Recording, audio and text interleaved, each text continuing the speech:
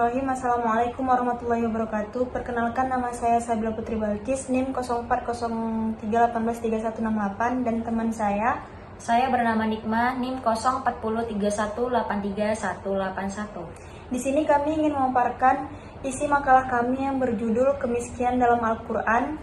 Untuk memenuhi tugas mata kuliah Tafsir Tematik Al-Quran atau Muamalah dengan dosen pengampu Ustadz Farid Admir, LCMTH. Baiklah, mari kita simak bersama-sama.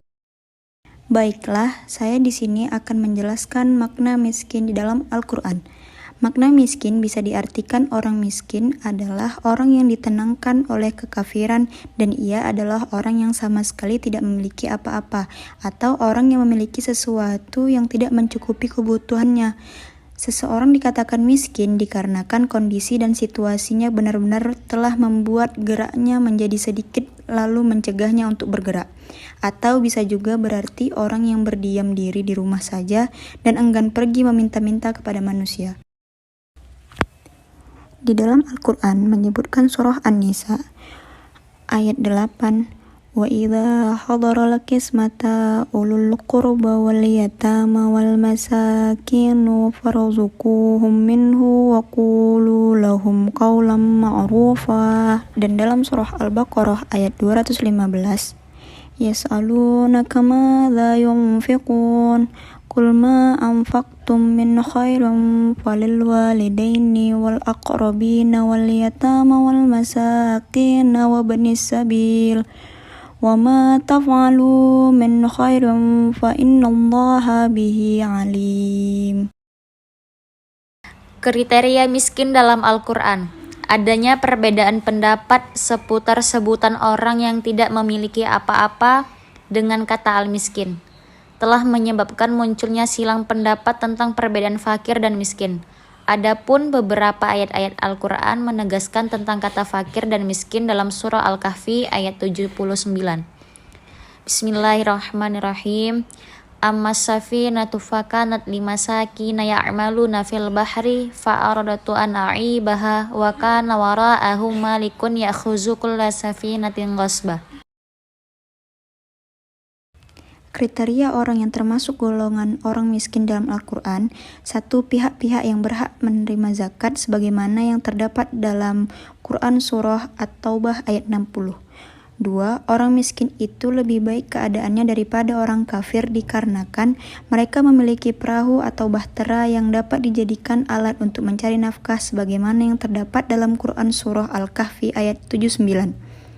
3. Miskin walaupun lebih baik daripada orang kafir adalah jika orang tersebut tidak mampu untuk memenuhi kebutuhan hidupnya sebagaimana yang terdapat dalam Quran Surah Al-Balad ayat 16.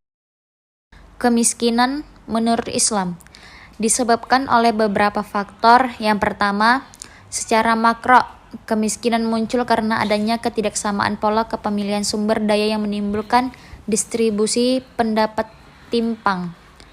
Penduduk miskin hanya memiliki sumber daya dalam jumlah terbatas dan kualitas rendah.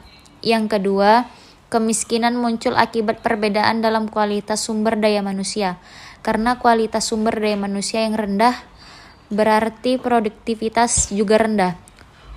Upahnya pun rendah. Rendahnya kualitas sumber daya ini karena rendahnya pendidikan. Nasib yang kurang beruntung, adanya diskriminasi atau karena keturunan. Yang ketiga, kemiskinan muncul akibat perbedaan akses dalam modal. Dampak negatif dari kemiskinan: 1. Kemiskinan berbahaya bagi akidah. 2. Kemiskinan berbahaya bagi akhlak dan perilaku kemiskinan itu banyak mendorong pada perilaku atau perbuatan tidak terpuji. 3. Kemiskinan berbahaya pada pikiran. Kemiskinan juga berbahaya pada pemikiran seseorang. Sebagaimana diriwayatkan dari Imam Abu Hanifah berkata, jangan minta keputusan kepada orang yang tidak berpikir teliti di rumahnya. 4. Kemiskinan berbahaya bagi keluarga. Kemiskinan juga berbahaya bagi keluarga, antara lain bagi pembentukannya, kebutuhannya, dan ketentramannya. Karena itu, Al-Quran berpesan agar para bujangan miskin ini tetap menjaga kesucian diri mereka dan mampu bersabar hingga sampai pada kemampuannya. 5. Kemiskinan berbahaya bagi ketentraman masyarakat. Kemiskinan juga berbahaya bagi kedamaian dan ketentraman masyarakat. Solusi dalam mengatasinya, dalam mengatasi masalah ini yaitu agama. Islam memberikan pesan-pesannya melalui dua pedoman, yaitu Al-Quran dan hadis. Melalui keduanya kita dapat mengetahui bagaimana agama Islam memandang kemiskinan. Untuk itu Islam pun memberikan sumbangsi solusi penanggulangan kemiskinan dengan dua model. Yang pertama wajib dilakukan dan yang kedua anjuran.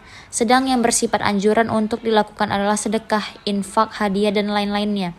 Tentu saja semua hal di atas dilakukan bagi orang yang mampu secara finansial. Namun, bagi yang tidak mampu pun dalam hal itu diwajibkan juga, yaitu dengan memberikan nasihat, spirit dan motivasi.